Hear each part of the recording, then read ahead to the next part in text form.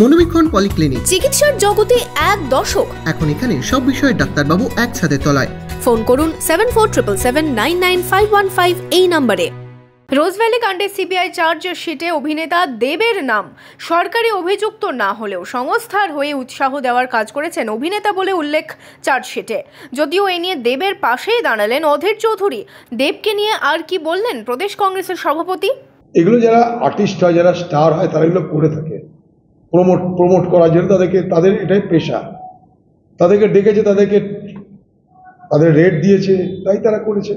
এটার মধ্যে দেবের কোনো অপরাধ আছে বলে আমার তো মনে হয় না। এগুলো বেকার সব ফালতু সব অভিযোগের গল্প এগুলো। দেব সে একটা আর্টিস্ট, তার সেই পপুলারিটিকে, জনপ্রিয়তাকে কাজে লাগাবে কোনো কোম্পানি, সেই জনপ্রিয়তা তারা বিক্রি করে। এটাই একটা প্রফেশনাল আর্টিস্টের এটাই পেশা।